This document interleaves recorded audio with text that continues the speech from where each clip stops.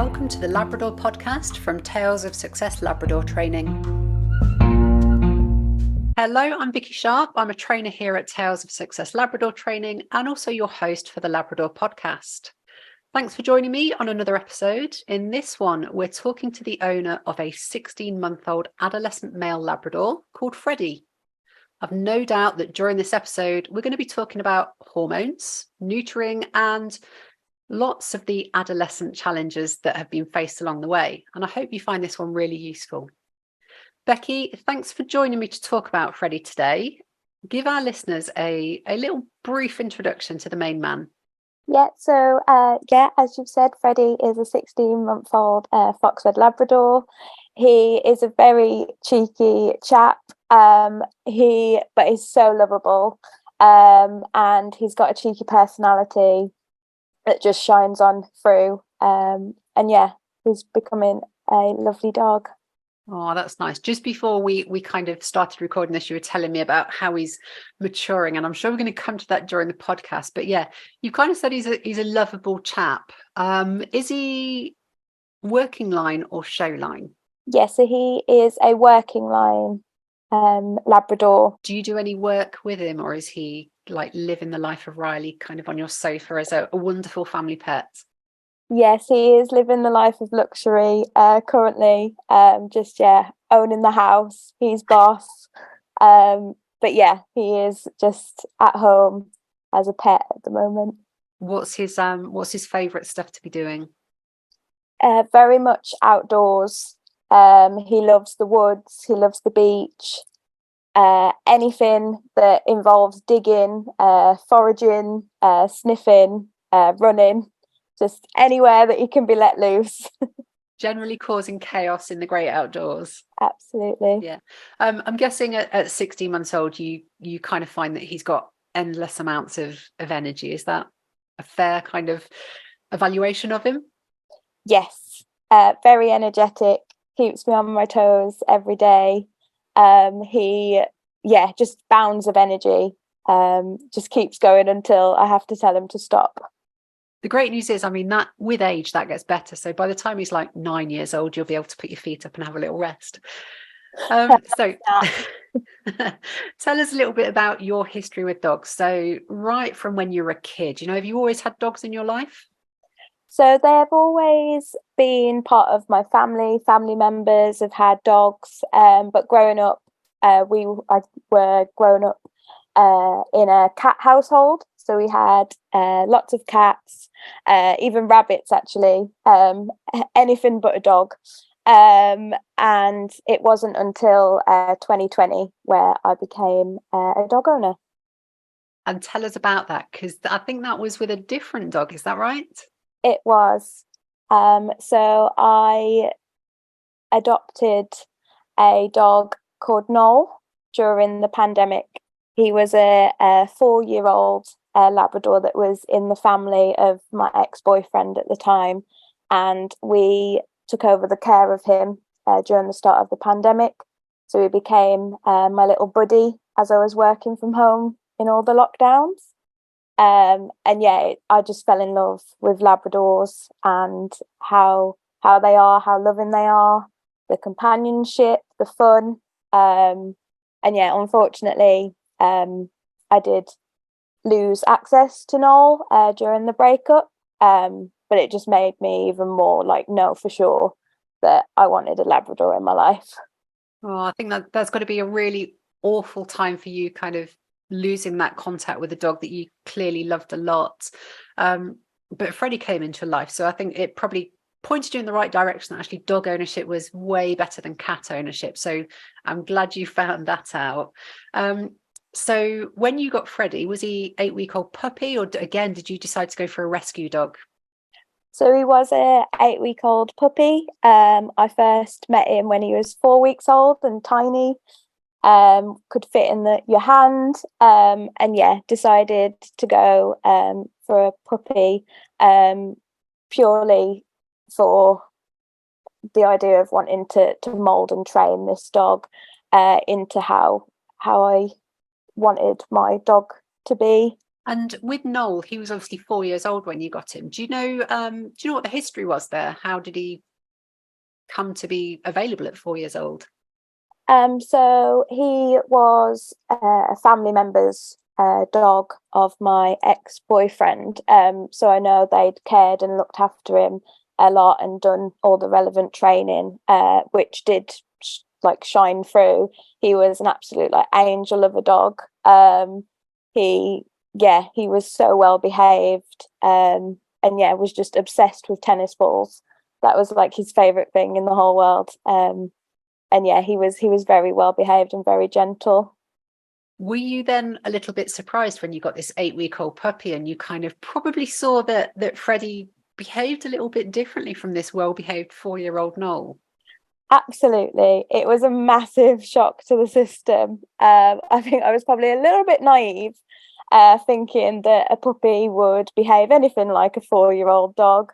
But yeah, it was part of the fun challenge, I'd say, working it out as I went along. And you know what? Dog ownership in general is very much a journey, and you've just got to kind of take it one day at a time and ride that roller coaster, because it really can be at times. But what do you think you did differently with Freddie than you maybe did compared to Noel or any other dogs you've had experience with?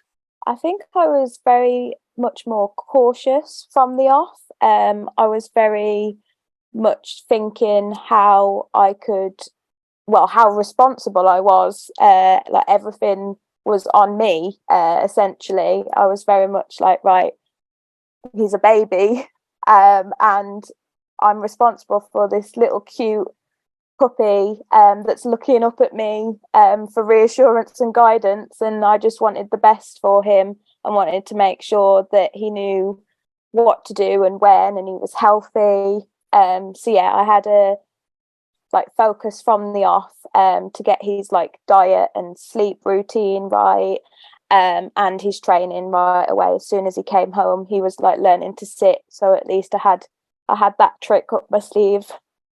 So giving him a good start with all of that stuff from day one, really. Now, you've obviously been suckered into Labrador ownership now. That's it forever. You're going to just keep getting Labradors. So what is the best bit about having a Labrador share your life? I just think they're so lovable. They provide bounds of energy, but bounds of love as well. They are just so excited to see you all the time, no matter if it's been 5 minutes or 4 hours. It's still that level of excitement every time. Just the idea of having a best friend in dog form. And I think that is just a Labrador, just your best friend. Absolutely. You can have more than one best friend. So are there any plans in the future for Freddie number 2, do you reckon? I think if I was brave enough, because obviously being on my own with a dog, I think that has its challenges. But I do think now he's calming down, I'm oh, he'd love a buddy. I think he'd really strive and just love having a little mate around. But also I think it's a bit too soon to start all over again. I'm still very much maybe too soon, but never say never. I think treat yourself to a breather, because you've been through a lot in the last 16 months with him. So we've got to kind of get over that. But you mentioned just a moment ago that you started training with Freddie pretty much from day one, and you were keen to put him on the right path. So tell us a little bit about what that training schedule looks like now, but also what it looked like from day one. What sort of stuff have you done with him? Yeah, so I'd say from the beginning, I did try to kind of build the foundations, but I think along the way I was probably being pulled to different places and different avenues of the best way to do things. So I very much was trying to teach him the basics, sit, wait, how to be happy on a lead, and those kind of things, and then build up from there. I think once he was allowed out the house after his jabs, I think that's when it became more of a focus that, right, okay, let's get you socializing, and really like working on his social skills. Was it as easy as you thought, that very initial training? So think about sort of 8 to 16 weeks when you first brought him home, kind of training things, even basic things like sit and that kind of stuff. Did it all just flow quite nicely from that young age? I think he definitely listened, but it was probably because there was treats. He was very food driven from the off. Typical Labrador, just absolutely loves food, which was really good. So I could use that to my advantage. And yeah, I think it was more of a case of sleep wasn't necessarily being nailed. That took a long time. And then obviously I nailed it. And then we had a little bit of a relapse when he got older. We'll have a chat about that in just a moment, because I know you spent a lot of time sleeping on the floor, bless you. So we'll kind of discuss that and why, because there's lots of interesting chat to be had about that, definitely. On the training part, what would you say your kind of top skills to train Freddie were or still are? What are your kind of things that you want to keep working on? Yeah, so I'd say my main ones are heel work, loose lead, recall, settle and place training, the emergency stop and wait are definitely like my main focus with Freddie. And I'd say that recall is top priority at the moment, purely because I just want Freddie to have the freedom to be able to roam and me to have the confidence that he is going to come back. Because at the moment we are still using a long line, purely because if he sees anything he likes the look of, whether it be an animal moving very quickly or a dog or a certain object, he will not come back. So yeah, we're definitely working on that just so we can have stress-free walks. So in those months that you've had him and you've been doing this training and you've been focusing on all of those good things, what kind of challenges have presented themselves? Because I know hormones kicked in at one point and we were kind of struggling with getting focus from him. So would you say that impacted upon the training that you did with him? Did you have to put a little temporary pause on stuff or change the way you did things? Yeah, so I'd say training had to pause, because he just switched off and was not interested in listening to me. Anything and everything was more exciting than I was. So it was very much time to go back to basics and try and start with the fundamentals again in order to get his focus and drive back to understand that he's going to be rewarded for doing something that I want. You say about being rewarded, was that predominantly the methods that you chose with training to reward him when he did good things, or did you ever try anything different? Yeah, so it was very much positive reinforcement methods. So yeah, it was very food orientated and praise to get him motivated. What is his favorite reward? So some dogs love food, some dogs love a little tummy tickle, play with a tennis ball. What is his go-to thing? He absolutely loves just treats, anything. Loves chicken, beef bits. Yeah, absolutely. Just any food, he'll have it. Cheese, he loves cheese. Baby bells, anything that he can put in his mouth and eat. So yeah, definitely a typical Labrador in that sense. What do you think life would be like right this very moment had you done very little or even no training with Freddie? I think I would be very stressed, and I think Freddie probably would be too, and my house probably wouldn't be standing anymore.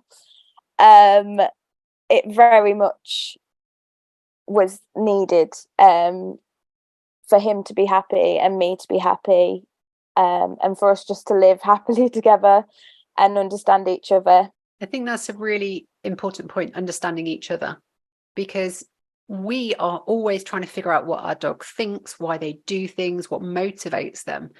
But these poor dogs have been like thrown into this world that they know nothing about. They don't understand our language. They know nothing. So they've got so much working out to do about everything in their world. And they've only had the privilege of being in that world sometimes for a matter of weeks or months when we expect them to behave beautifully. So Freddie's had a lot to suss out as well with you and anyone else that looks after him in your house. Would you say that it's been more challenging than maybe you thought it might have been? Yeah. Way more challenging. I didn't expect everything that's happened to happen. And at points I was like, why did I think this was a good idea? Getting a puppy when, I'm a single girl in her 20s, like, what's going on? Why am I doing this? It's unfair for Freddie, it's unfair for me. Why did I think this would be a good idea? But yeah, I now definitely feel like I wouldn't change it for the world, and I'm glad I stuck it out. Yeah, it gets easier and it gets better.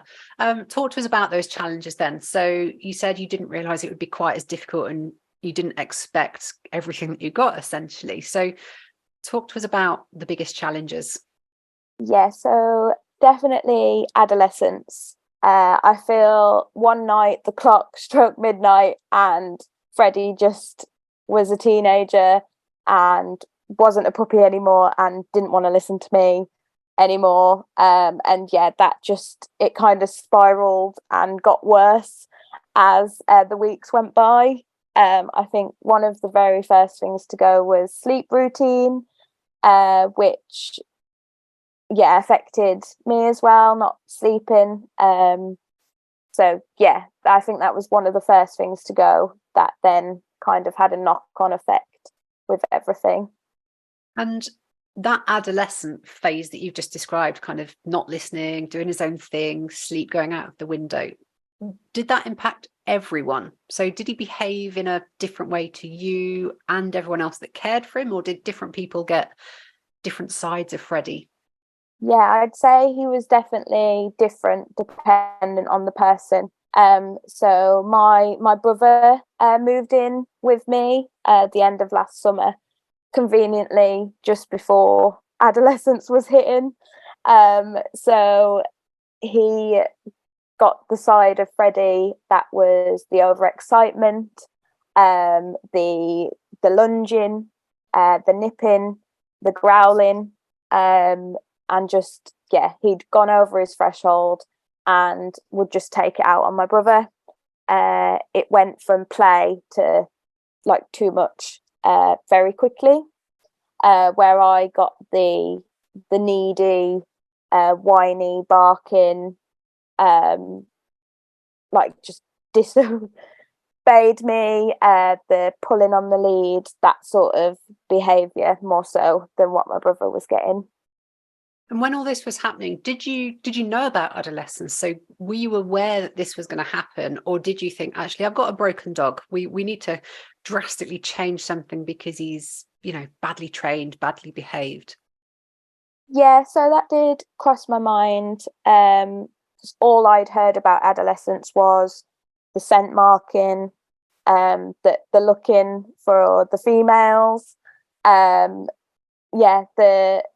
the overexcitement to an extent. I hadn't heard much about everything else that came with it. I just thought he'd maybe hump things and he would maybe bark a bit more, and that was it. So did you kind of feel that he was behaving badly intentionally, or did you feel that he was confused, frustrated, challenged by what was going on in his head? Could you kind of tell what was going on with him?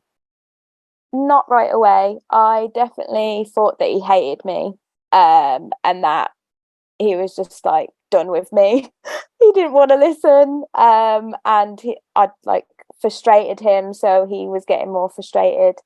It wasn't until working through it that I realised that he was just a teenager, a lot going on, very similar to what we go through as teenagers, all the feelings and not knowing what to do with them. Yeah, and I think it's almost worse for dogs because they can't communicate that with people around them easily. They have very little way to communicate what's happening in their body and how they feel. So how did you help Freddie get over these frustrations and challenges? Yeah, so there was definitely a few things I did. So the first one was sleep. So because of the amount of nights and hours in the night that he was barking, as soon as I left him, as soon as I would leave the room and come upstairs, he would just be really upset. I ended up going back to what I tried when I first brought him home, where it was a case of sleeping near him so he could see me. Living in a small, like, terraced house, the option to bring him upstairs with me kind of didn't work out. So I stuck with it that he remained downstairs and that I just slept on an airbed for, I think it was like 3 months in the end. So my winter was spent on the floor in my dining room, just getting him used to sleeping downstairs again, and calmly and quietly, and for at least 8 hours a night. And then slowly moving myself further away until he was happy and I could close the door, I could come back upstairs. And it worked. It just took longer than what it did when he was a puppy. But yeah, it worked. But lots of sleepless nights for you by the sound of it. But I suspect longer term, we've got a happier dog and probably a better relationship as well. We've built that trust and that bond as well. During the day, was he sleeping enough and resting enough during the day? Did you implement any kind of routines to help him just switch off a little bit when he was going through this adolescent phase? Yep. So timeout and nap times were implemented. So I kind of had to be ahead of Freddie. So certain times of the day would tend to overstimulate him. So after a walk, after a bit of playtime, if someone came to the house, those sort of things. So I learned that I would put him in his playpen, and he learned then that was time to relax and calm down. And similarly, when after walks, it would be, right, it's time for nap time. And he got used to that routine then, that after certain points in his day, it's time to chill out. What age did this adolescence hit? You mentioned earlier about almost like the stroke of midnight. It just kind of kicked in. What age was he when that happened? I would say it was as early as like 8 months, 9 months. He just seemed to happen to him really early. I want to say at this point as well, we've done some online training together, so I've got a good idea about Freddie, and Freddie had it bad. He had it really bad. Adolescence can hit in many different ways for different dogs, and they'll experience it differently. And I remember some of our training sessions, and bless you, you did look like your dog hated you. You thought actually it was all going wrong and it was terrible. And it was pure just adolescence confusion and, almost despair from Freddie, because he kind of didn't know what to do with all of these emotions. We know that you were doing everything right for him, but actually he just couldn't control what was happening to him. And he really, really struggled through his days, didn't he? Bless him. He was really having a hard time with it. So what discussions did you have with trainers, vets, research about adolescence, possibilities of castration? What did you look into? So I think there did become a point where it was quite upsetting to see him so frustrated and confused.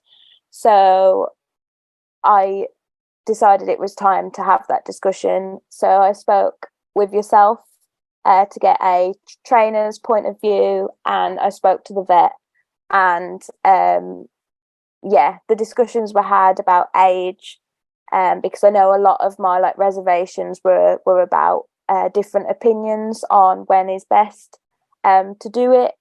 because of bone development and the testosterone and behavioural issues. So I definitely wanted to make sure that I wasn't going to make it worse or upset him even further by making the decision. But I decided after getting loads of advice that it was the best thing for Freddie and it had his interests, because he was just so frustrated and it wasn't nice to see. And what age was he when you decided to go through with that castration procedure? So it was a nice first birthday present for him. So we were advised that it'd have to be done after his first birthday. So I booked him in for a few weeks after his first birthday to have it done. And I think that there will be people listening to this that hear that at a year old and say that's way too soon because you've got to wait for 2 years old for bone development and growth. It is important to say that you did a huge amount of research and had conversations with the people that knew Freddie best. So I don't have this conversation with a podcast thinking that you've done anything, untoward. You've done exactly the right stuff with having conversations with your trainer and your vet to make sure that we've got behavioural issues and medical issues all taken care of. Now, I also said earlier, Freddie had it bad and he was really struggling with, just everyday easy stuff to do, wasn't he? So talk us through from the point of castration to now. What has happened? Is Freddie better? Is he worse? Have we got different challenges? I definitely noticed a difference pretty much straight away. After he'd recovered, he just seemed brighter. So he is just much calmer. He is happy to settle on his own. I don't have to implement as many nap times in the playpen. He will take himself off to have a nap. And the only thing is he has got a bigger appetite now. So he is just starving all the time. And he has put on some weight since he has had the snip. But I've been told that is expected. So it's just a case of more exercise and maybe a few more treats. But he's definitely much happier, and even like walks are better. He's happy to loose lead and come back to my side. He looks up at me happily trotting along. He still is allowed his like sniff time and his explore time, but he knows that if I call him back to heel, it's time to come back to me. He waits now. He has learned that if he comes up to a road, he will stop and sit next to the side of me instead of like running across the road. And he is just much more calmer and happier, and he doesn't get so frustrated at night that he is humping for an hour before bed. You've mentioned humping, so let's go there. Tell us about humping. So people will see their dog occasionally humping, try and humping another dog, or maybe the bed or a blanket or something like that. It is different for every dog. Some do it, some don't. It's a very natural thing for them to do. What was the humping like with Freddie? Intense. Is probably the best way to describe it. I didn't realise how much he would do it. And I think it was almost, I was worried that it was becoming a behaviour that he was learning, and that he was gonna hump forever. But he found it as a way, I think, to relieve his frustration. So he was doing it regularly, almost, I think, to tire himself out. But he would just, at night, he would just hump forever. And he'd have humping hour, as we called it. And he just turned one evening. His IKEA Labrador teddy that he'd had since puppy as like a little crate companion. He just took a fancy to her, I assume, and decided to start humping her one evening. And he would then keep going until she was shreds of fluff and cotton all over my living room floor. So I think he went through about 20 IKEA Labrador toys before I was like, this is getting an expensive hobby. So resulted to charity shop teddy bears, so he could still do his thing, but it was a little bit nicer on my pocket. Those poor teddy bears. With the benefit of hindsight, so you know Freddie better than anyone else, do you think it was the right decision to make? And specifically, do you feel for Freddie it was the right time to do it? Yeah, I am pretty confident that it was the right time and the right decision. I think it was becoming apparent that he was frustrated and scared and just wasn't enjoying time with himself or me, and I just felt that I wanted to build on the relationship with him being happy.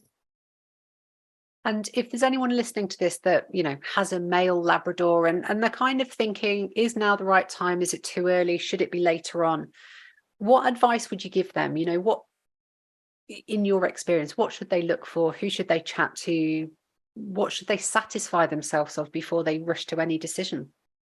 Yeah, so I definitely have your dog at the forefront of your decision. Like you say, every dog is different. And I feel it's just learning their thresholds and their boundaries, very much like we have boundaries. I think if you notice that they are a bit of a loose cannon, maybe, and are going over that threshold regularly, and there's no way of calming them down, I feel that is a good time to maybe look into castration, but also do your research and your advice, because I know, speaking to people, that every vet and trainer has different opinions as well, and it's definitely something that you shouldn't take lightly.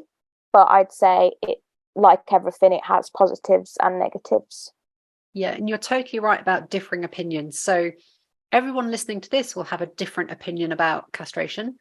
I can tell you, if you put 100 trainers in a room, we're all going to have different opinions. And if you go to a vet's practice, every vet at that practice might have slightly different opinions.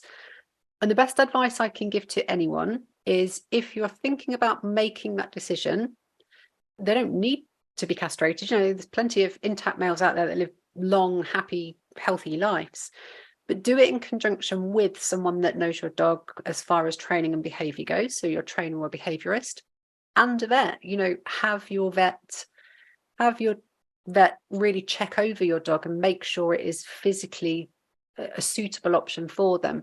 And I think in your situation, I'm totally supportive of what you've done based on the assessment that I've done, you know, having spoken and seen Freddie. So I think it was a wise decision for Freddie's case.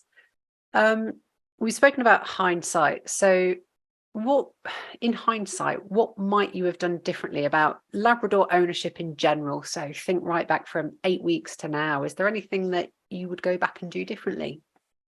I think I wouldn't worry as much. I think if you can nail the basics, it puts you in good stead.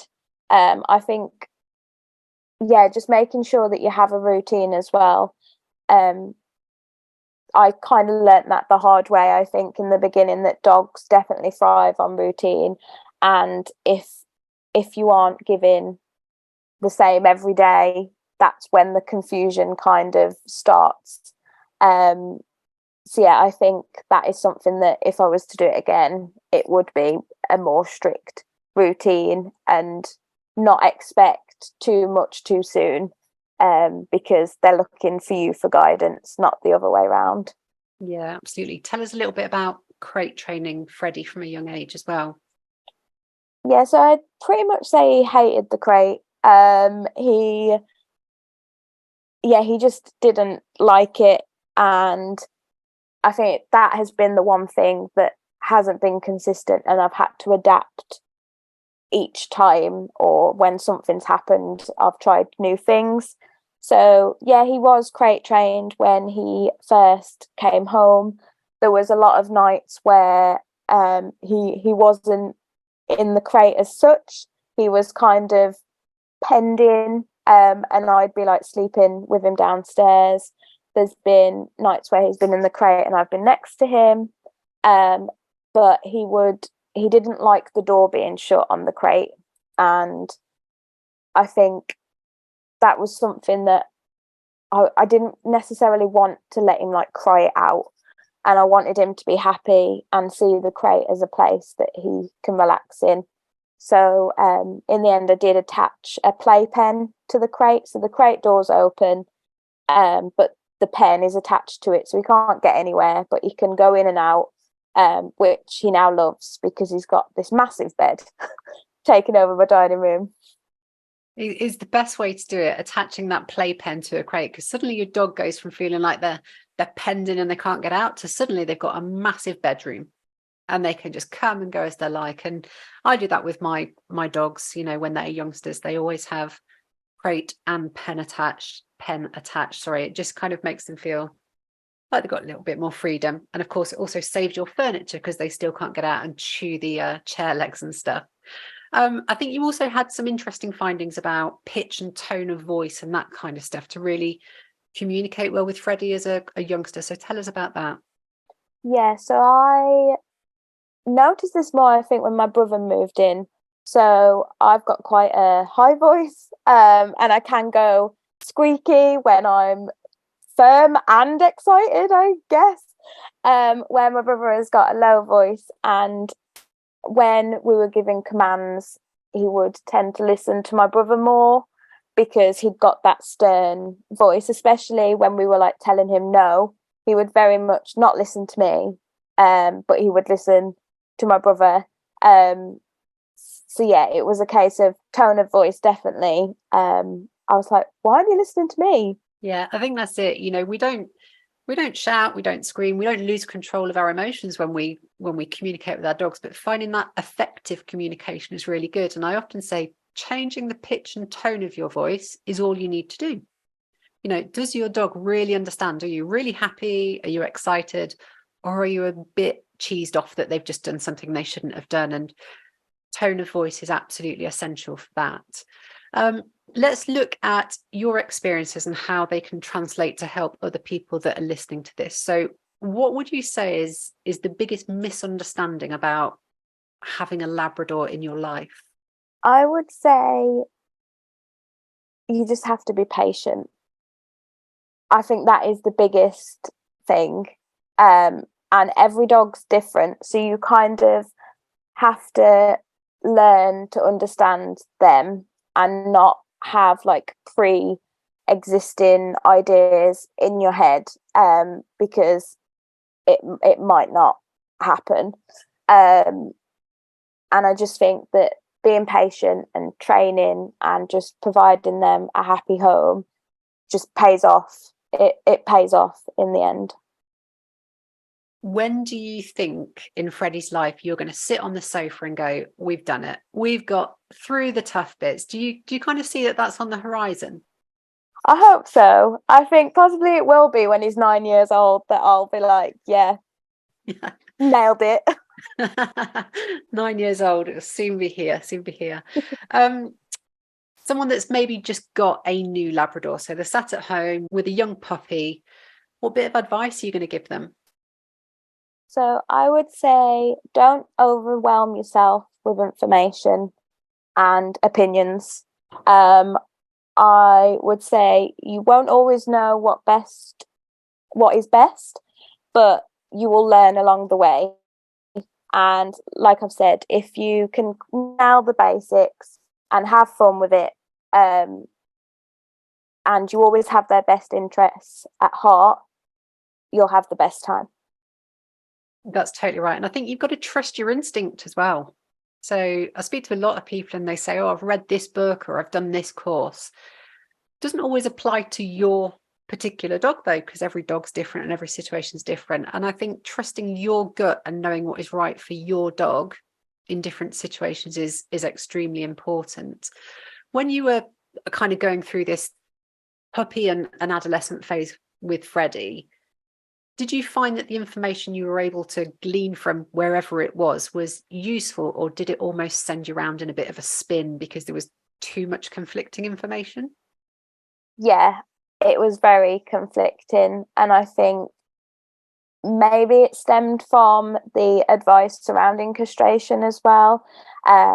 As when you do a Google search, there's a lot of American results that come up, and I know that they tend to have a different idea around castration. So it was trying to find like UK advice. But also, yeah, it is just like a rabbit hole you go down and you're more confused than before. Yeah, and the internet's brilliant for getting information, but also it's the worst place in the world because everyone has an opinion. And sometimes those opinions are not based upon, the fact of what you're living with every day. And I think, I've already said I fully support the decision you made. It was right for Freddie, based on his scenario.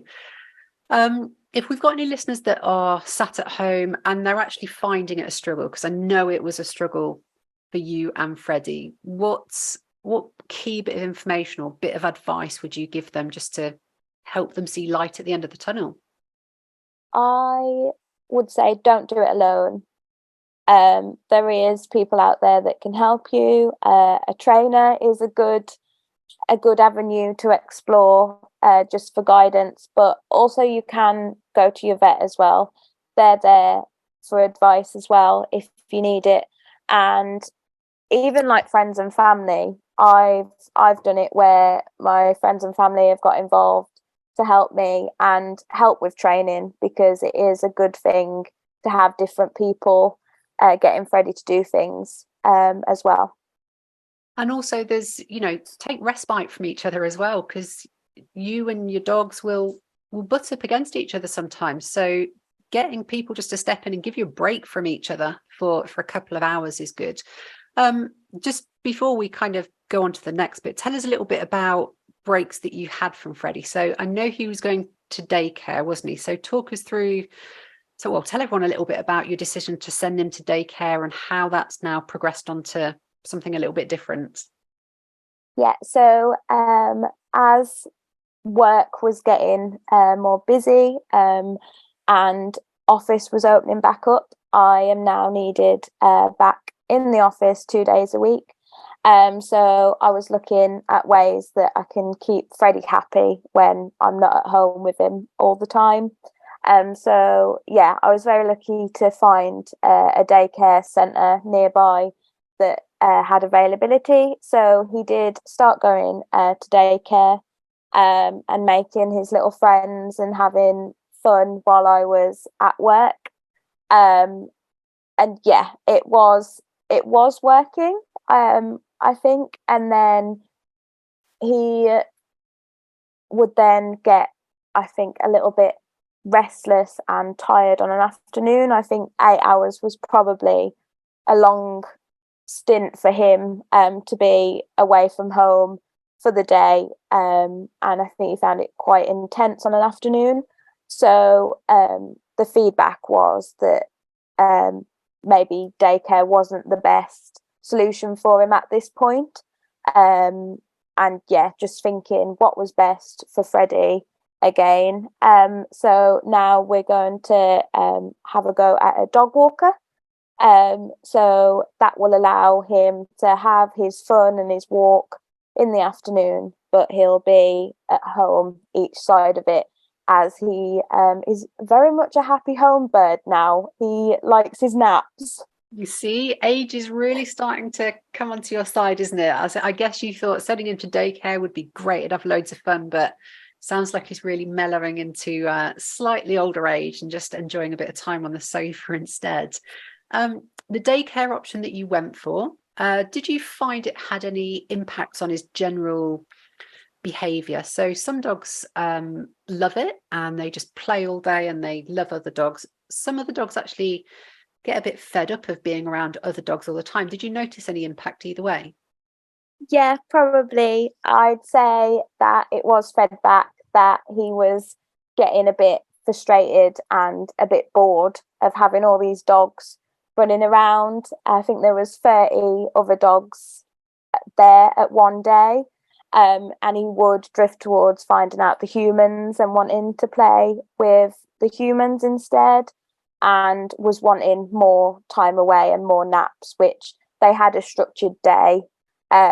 So yeah, sleeping all day wasn't part of the structure. I think that's really important though, to listen to what your dog is telling you. And actually in Freddie's case, it was like, right, I've done my playtime, it's time for nap. So just because daycare might be more convenient for us as humans, if it's not right for your dog, then there's other options out there. There's some absolutely fantastic dog walkers that can step in to do the necessary. People that have listened to this are probably now going to want to go and check Freddie out and just kind of put a face to this description that we've had for the last hour or so. So where can people go and find Freddie? I understand he's got his own Instagram account. He does. So he does have a little Instagram account. So that is foxredfreddy_. So yeah, that's where you can find us on Instagram. Please, everyone, show your support to Becky and Freddie over on that Instagram account. Becky really has taken some very challenging decisions to help Freddie live the best life. I'd also like to ask a small favour, if I may. If you are enjoying these podcasts, please let me know so that we can keep providing you content that you want to listen to. So whatever platform you're listening on, I'd appreciate it if you could leave us a tiny little review so that other people can find the show and benefit from other owners' experiences. Thanks for joining us. Find out more by checking out talesofsuccess.com or search at Tales Success on your social channels.